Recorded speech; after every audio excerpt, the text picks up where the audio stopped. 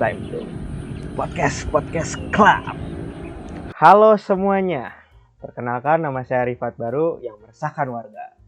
Oke, yang tentunya ada di It's Time to podcast club gitu. Ya.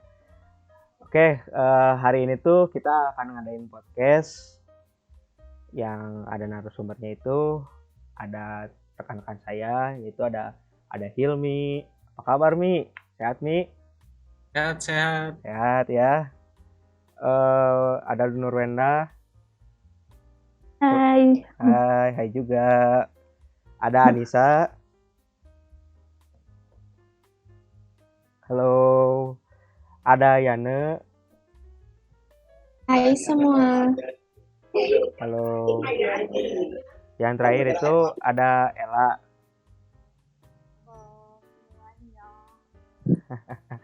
Ya, mungkin dari teman-teman kabarnya baik-baik aja ya. Untuk kegiatan sendiri kalian sibuk apa nih?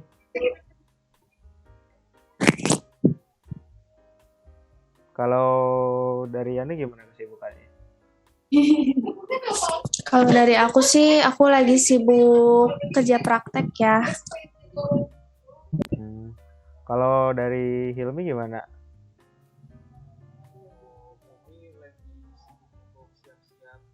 Kerja praktek. Kalau dari Ella Nurwenda Anissa gimana? Ya. Ya udah tuh. Ya sama kayak gitulah. Sama ya, ya udahlah. Ngomongin soal tepung mokaf nih, mungkin masih ada yang belum tahu nih, teman-teman, apa sih tepung mokaf tuh apa gitu? Ada yang tahu nggak?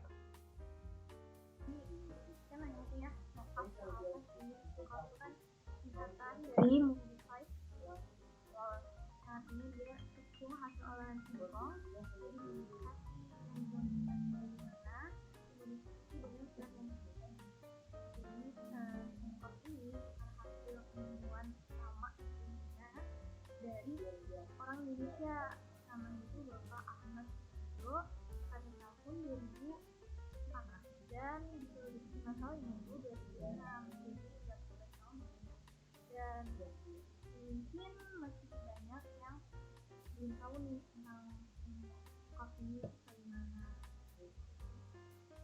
Iya ya, izin menambahkan juga yang saya tahu bahwa penemu tepung mokaf itu Bapak Ahmad Subarjo. Nah, beliau itu merupakan pengajar atau sekaligus dosen dan juga seorang guru di Fakultas Pertanian Universitas Jember. Nah, awalnya beliau ingin meneliti dan mengolah sumber pangan lokal, singkong gitu ya. Terus kan singkong sendiri kan banyak tuh di wilayah Indonesia. Nah, dari sanalah beliau ingin membuat modifikasi. Selain itu, penelitian ini didasari dari opini masyarakat bahwa singkong adalah makanan bagi orang miskin katanya. Nah, di sanalah beliau ingin mengubah opini masyarakat jika singkong bisa naik kelas loh gitu. Maka beliau menggagas pembuatan mokaf. Maka beliau menggagas sebuah pembuatan mokaf. Wah, mulia sekali ya menggagas mokaf itu. Nah, kalau untuk karakteristiknya itu kayak gimana sih tepung mokaf tuh? Kalau karakteristiknya itu ada dari tepung mokaf ini dia taruhlah singkong ini juga nggak ada tadi ya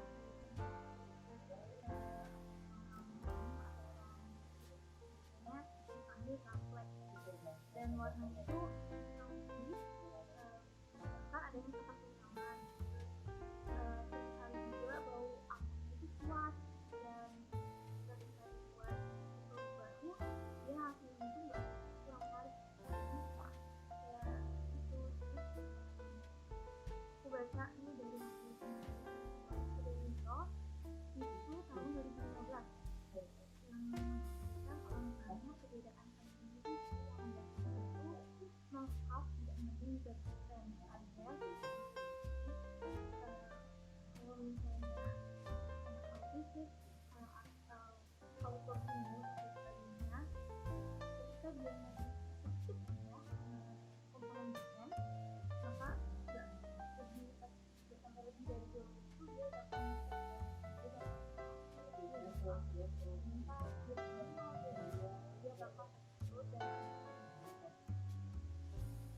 Itu yang dibilang sama Asna tadi. Nah, tepung mokaf sendiri lebih kaya karbohidrat dan memiliki gelasi yang lebih rendah dibandingkan dengan tepung terigu. Sedangkan dibandingkan dengan tepung singkong biasa atau tapioka, tepung mokaf memiliki karakteristik derajat viskositas, kemampuan gelasi, daya rehidrasi, dan kemudahan melarut yang lebih baik. Kalau dilihat dari kandungan proteinnya sendiri, tepung mokaf itu kandungan proteinnya sedikit loh. Sedangkan untuk tepung-tepung yang tinggi protein, contohnya itu ada tepung terigu yang biasa dipakai oleh ibu-ibu atau perempuan-perempuan nih yang suka bikin bakery pastry atau gorengan dan lain-lain.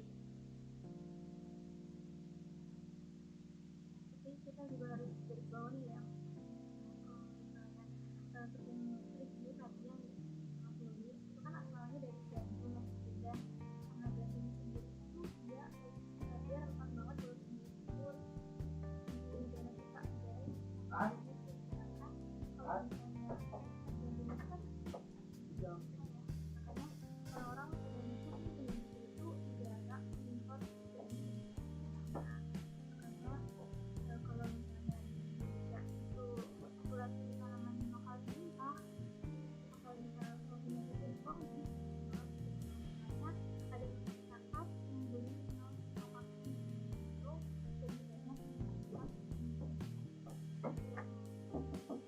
Wah, jadi tepung mokaf ini tuh free gluten ya. Oke, pasti banyak banget ke apa ya, manfaatnya gitu ya. Terus banyak juga yang suka pastinya. Nah, secara gitu ya, kalau gluten free itu kan pasti lebih sehat dan lebih apa ya, lebih aman dikonsumsi gitu buat kesehatan ya. Bener nggak? Nah, itu benar. Itu kan parameter yang dicari-cari ya sama kita. Jadi pasti lebih top markotop deh. Nah, dari karakteristik yang telah dijelaskan oleh Asma, manfaat yang diberikan oleh tepung mokaf itu dapat memperpanjang umur simpan, proses distribusi yang lebih mudah, dan aplikasi penggunaan yang lebih luas. Nah, dengan demikian diharapkan dapat membantu pemakaian terigu ataupun menjadi campuran terigu untuk kebutuhan isi makanan. Tapi karena tepung mokaf ini gluten free, mokaf untuk pengganti atau sebagai campuran terigu tidak bisa banyak karena dapat menurunkan kualitas dari produk olahan baik dari cita rasa maupun rasanya. Tapi bisa digunakan kok buat produk tertentu yang meski kualitasnya sendiri berbeda dibandingkan dengan produk tepung terigu. Contoh produknya apa sih yang bisa menggunakan tepung mokaf sebagai tambahan? Ya, contohnya dalam olahan makanan apa aja gitu.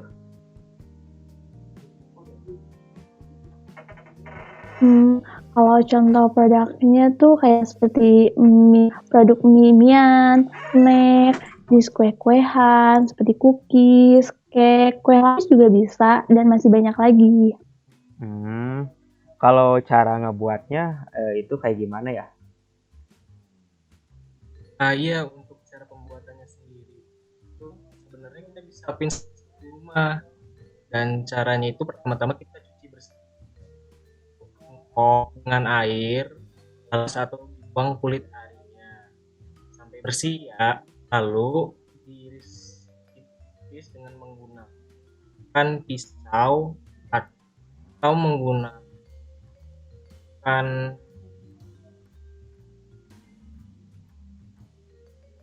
setelah diiris tipis-tipis menggunakan pisau dengan ketebalan 2 sampai 4 mm. Itu dilakukan perendaman dengan air bersih dan diberi dengan starter mokaf yang mengandung bahan pembawa dan bakteri asam laktat selama Lalu airnya juga diganti selama interval 12 jam. Untuk perendamannya sendiri harus dipastikan irisan singkongnya itu benar-benar terendam. Sudah direndam, dibilas lagi singkongnya, lalu dijemur di bawah sinar matahari sampai kering. Kurang lebih itu 2 harian. Tapi bisa juga menggunakan oven, tetapi harus diatur suhunya sekitar 60 derajat. Karena kalau di atas itu dia akan matang dan terlalu cepat. Dan justru hasil akhirnya pas udah jadi tepung dan kita pakai olah untuk produk bakery, dia bakal jadi bantet dan tidak bagus gitulah. Setelah jadi kering tuh singkongnya bisa langsung di blender, langsung disimpan dan jadilah tepung moka. Oh, terus gimana sih caranya kita tahu gitu ya kalau hasilnya yang setelah difermentasi itu kayak gimana gitu?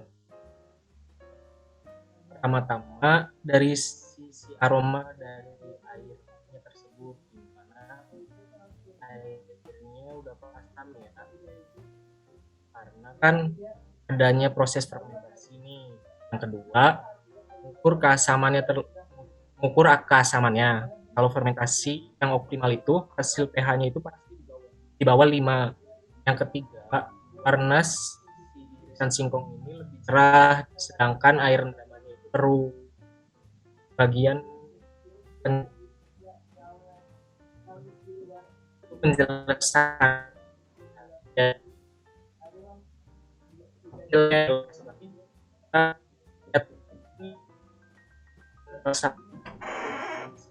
cara langsungnya. Proses produksi mocaf meliputi beberapa tahapan, yakni pengupasan, pencucian, perajangan, proses fermentasi, pengepresan, penjemuran, penepungan, tempering, pengayakan, dan pengemasan akhir. Hal pertama yang harus dilakukan adalah melakukan pemisahan ubi kayu yang layak diolah menjadi tepung mocaf. Bahan baku mocaf berasal dari ubi kayu dengan rasa manis dan ubi kayu lain dengan kadar HCN kurang dari 40 mg per kilogram. Bahan baku diperoleh dari ubi kayu yang dipanen pada umur optimal tergantung dari macamnya. Di sekitar umuran 8 sampai 10 bulan. Karena pada umur tersebut kadar patinya paling tinggi.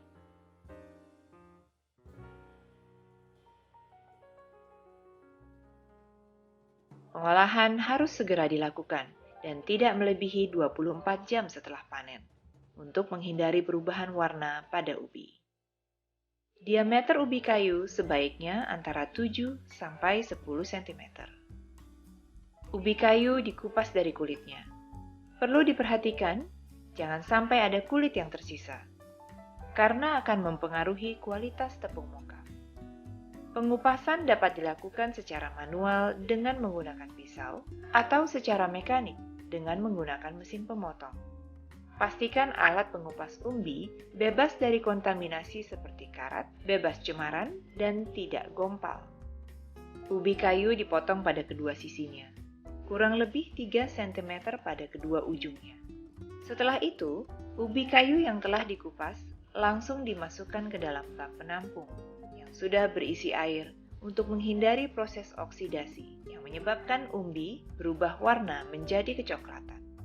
Hal ini dilakukan untuk menghilangkan kotoran berupa tanah yang menempel selama pengupasan dan lendir yang ada di lapisan permukaan ubi kayu, serta mengurangi kadar HCN.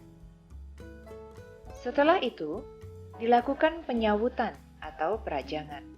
Kegiatan ini untuk memperkecil ukuran ubi kayu sampai ke ketebalan 1-4 mm, sehingga mempermudah penetrasi bakteri pada saat fermentasi, mempercepat pengeringan, serta mempermudah penampungan. Jangan lupa untuk menyiapkan wadah penampungan sawut atau chip tersebut. Setelah menjadi chip-chip kecil, dilakukan proses fermentasi. Kegiatan ini untuk menghasilkan chips dengan warna yang putih, bersih, dan tidak berbau. Fermentasi dilakukan dengan menyiapkan enzim dari bakteri asam laktat, serta menyiapkan air yang akan digunakan dalam proses pencucian ubi kayu, dan juga menyiapkan wadah tempat proses fermentasi. Masukkan chips ke dalam karung berpori, atau dapat pula hanya dicurahkan keseluruhan chipsnya ke dalam bak fermentasi. Pastikan seluruh karung terendam air dan membiarkan proses fermentasi berlangsung selama 8-10 jam.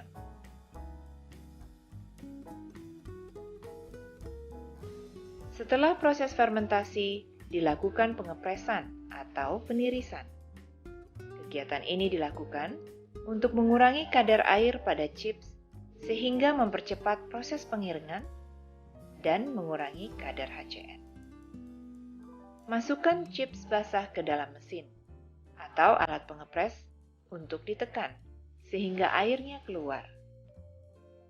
Proses pengepresan dihentikan saat air hasil pengepresan mulai terlihat bening. Pati yang terikut sebagai hasil pengepresan kemudian diendapkan, lalu dicuci dan dikeringkan untuk selanjutnya dilakukan proses peremahan. Sebelum dilakukan peremahan, dipastikan terlebih dahulu kondisi tempat dan lingkungan terbebas dari cemaran. Dianjurkan pula untuk memastikan mesin dan alat-alat pendukung bersih dan steril sebelum melakukan proses peremahan. Peremahan adalah penguraian bongkahan chips untuk memudahkan proses pengeringan secara manual atau menggunakan mesin. Chips ini akan diregangkan sampai terurai. Setelah itu dilakukan proses pengeringan. Kegiatan ini bertujuan untuk menurunkan kadar air hingga batas yang aman untuk disimpan atau diproses lebih lanjut. Pengeringan dapat dilakukan secara manual dengan menjemur chips di bawah sinar matahari selama kurang lebih 10-16 jam. Selama proses penjemuran, dilakukan pembalikan chips setiap 2 jam. Hal ini dilakukan agar chips kering secara merata. Pengeringan juga bisa dilakukan secara mekanis dengan menggunakan mesin pengering. Perlu diperhatikan untuk memastikan mesin pengering bersih dari cemaran dan masih dalam kondisi yang layak. Kemudian siapkan dryer dan komponen-komponen seperti blower dan mesin penggerak. Nyalakan blower selama kurang lebih 3 menit untuk memastikan kinerjanya baik. Atur posisi twin timer, waktu off dan waktu on, agar mesin beroperasi secara efisien. Atur termostat pada posisi aman, yakni 550 Celcius. Proses pengeringan berlangsung kurang lebih 7-8 jam, sampai kadar air 13%. Chips yang kering dimasukkan ke dalam karung plastik kemasan primer, dan setelahnya disimpan di ruang penyimpanan.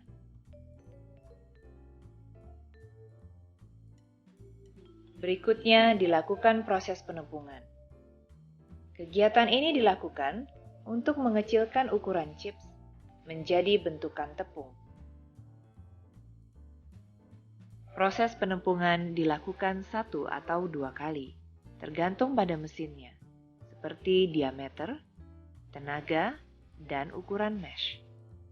Hasil akhir harus sesuai dengan standar, yaitu lolos 100% untuk 80 mesh dan 90% untuk 100 mesh.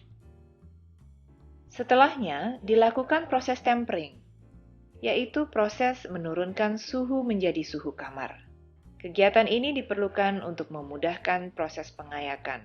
Adanya elektrostatik yang terbentuk saat penumpungan akan membuat bahan sulit untuk diayak. Proses tempering dilakukan dengan cara mendiamkan tepung dalam wadah terbuka di dalam ruangan dengan suhu kamar. Berikutnya, dilaksanakan proses pengayakan. Kegiatan ini dilakukan untuk menyeragamkan ukuran butir tepung.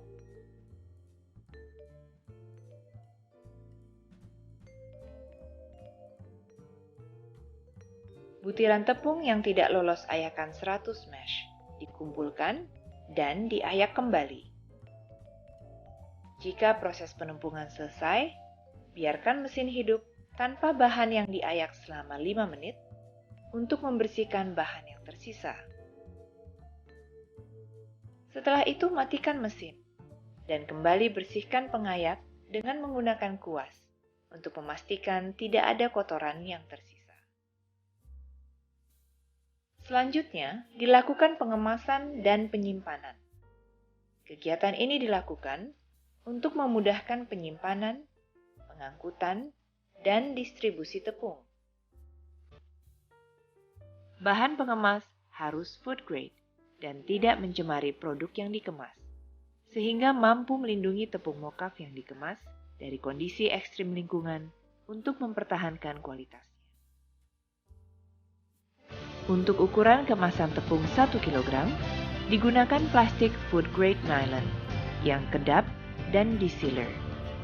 Sedangkan untuk ukuran kemasan tepung 25 atau 50 kg, digunakan karung rangkap berupa karung primer pada sisi dalam dan dilapisi oleh karung sekunder pada bagian luarnya, lalu dijahit. Mocaf dalam kemasan disimpan di gudang yang kering, dengan alas agar karung tidak langsung bersentuhan dengan lantai. Hal ini dilakukan untuk menjaga kualitas mocaf yang disimpan. Bila kualitas mocaf sesuai dengan SNI, dapat disimpan maksimal selama 12 bulan. Pastikan setelah proses produksi, alat-alat disimpan dalam kondisi bersih.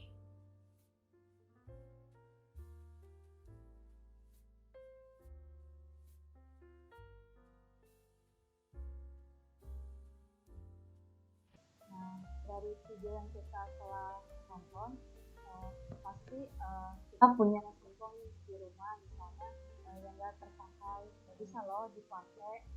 Kita bisa membuat tepung mocaf dengan di rumah, tapi tentunya bakteri asam laktat boleh digunakan atau tidak, tapi hasil yang diperoleh akan berbeda dengan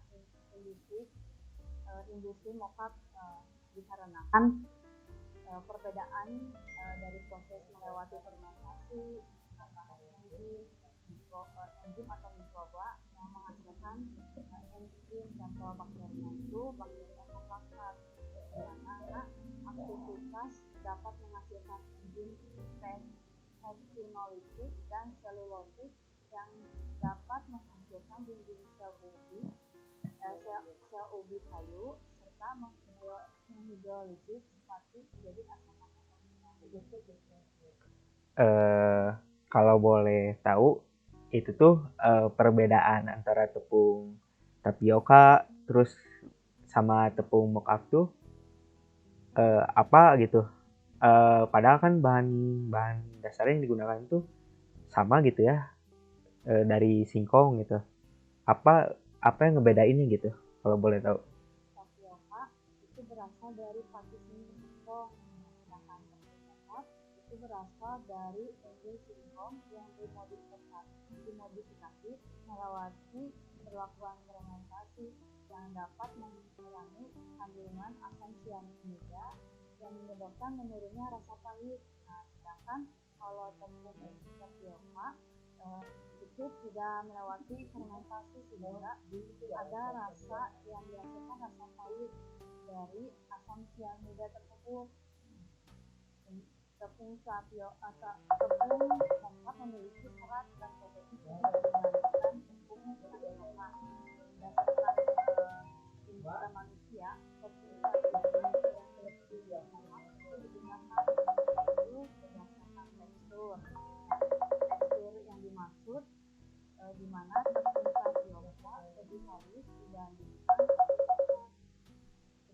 berdasarkan warna, tepung tapioka lebih putih dibandingkan tepung moka dikarenakan tepung tapioka yang dihasilkan dari padi singkong. Nah, selanjutnya berdasarkan berat, tepung tapioka lebih ringan dibandingkan tepung moka,